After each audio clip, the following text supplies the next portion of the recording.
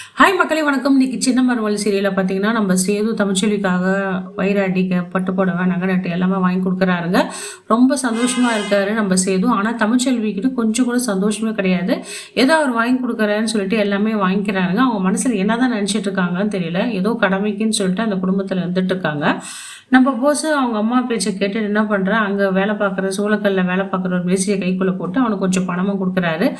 மேஸ்திரி எனக்காக ஒரு உதவி செய்யுங்க, எங்கள் மாமனார் வந்தால் மட்டும் ஒரு சிக்னல் கொடுங்க, அது வரைக்கும் நான் வீடியோ கேம்லாம் விளையாடிட்டு இருக்கேன், நான் சொகுசாக இருக்கணும், வேலை செஞ்சலாம் எனக்கு பழக்கம் இல்லை, எங்கள் மாமா மனசில் எப்படி இடம் பிடிக்கணும்னு சொல்கிறாரு.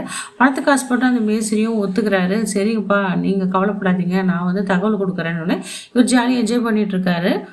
அவங்க மாமனார் எதிரில் வேலை செய்கிற மாதிரி பாவனை காட்டுறாரு. இதை பார்த்து அவங்க மாமனாரும் சந்தோஷப்பட்டு, மாப்பிள்ளை இதே மாதிரி நீங்கள் வேலை செஞ்சீங்கன்னா காவியா மனசில் நீங்கள் இடம் பிடிச்சலாம் மாப்பிள்ளை, நீங்கள் காவியா சந்தோஷமாக இருக்கலாம்னு சொல்கிறாரு. சரி மாமா, நானும் காலிலேருந்து இவ்வளோ நேரம் வேலை பார்த்துட்டு இருக்கேன் மாமான்னு சொல்லுவேன் நடிச்சிட்டு இருக்காரு.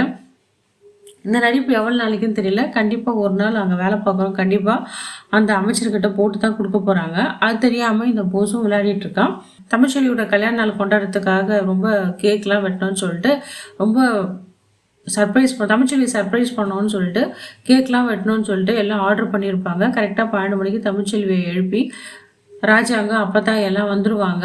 தமிழ்ச்செல்வியும் சேதும் கேக் வெட்டி கொண்டாடுவாங்க. மற்றவங்களாம் எங்கடா ஆளை காணுன்னு சொல்லிட்டு கேட்பாங்க. நம்ம கருப்பணம் கூப்பிட்டு எல்லாரையும் கூட்டின்னு வந்துடுவார். எல்லாரும் வேண்டா வெறுப்பாக நிற்பாங்க. அந்த ஃபங்க்ஷனில் கலந்துப்பாங்க.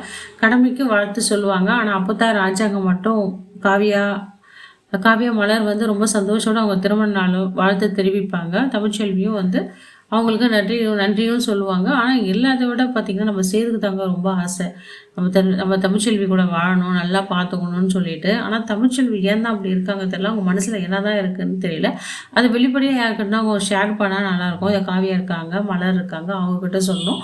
ஒரு வழியாக மலர்கிட்ட காவியா நல்லா ஃப்ரெண்ட்ஷிப் ஆகிடுறாங்க. அவங்ககிட்ட ஜாலியாக பேசிட்டு வராங்க.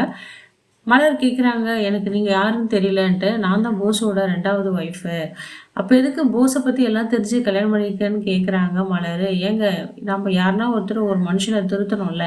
எத்தனை நாளைக்கு தான் இந்த ஆம்பளைங்க பொம்பளைங்களை ஏமாற்றிட்டே இருப்பாங்க. அவனுக்கு ஒரு நல்ல பாடம் கொடுக்கணும்னு சொல்லிட்டா நான் அவன் வழியிலே போய் அவனை திருத்தணும், அவனுக்கு புத்தி போக்கட்டணும்னு சொல்லிட்டு தாங்க அவனை நான் கல்யாணம் பண்ணிக்கினேன் அப்படின்னு சொல்கிறாங்க.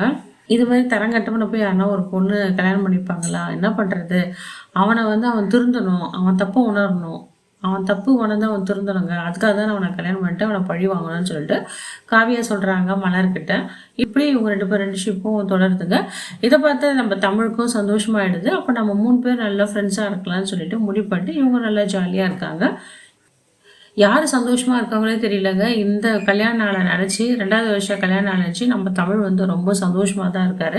தமிழ்ச்செல்விக்கும் சேதுக்கும் திருமண வைபவம் நடப்போது மக்களே. நாமளும் எல்லாரும் ரசிக்கிற மாதிரி கண்டு ரசிக்கலாம். இந்த வீடியோ உங்களுக்கு பிடிச்சிருந்த மக்களே லைக் அண்ட் ஷேர் பண்ணுங்கள், எனக்கு சப்போர்ட் பண்ணுங்கள். நான் எதனா தப்பு பண்ணியிருந்தா கமெண்ட் பாக்ஸில் கமெண்ட் பண்ணுங்கள். அனைவருக்கும் கிறிஸ்துமஸ் வாழ்த்துக்கள்.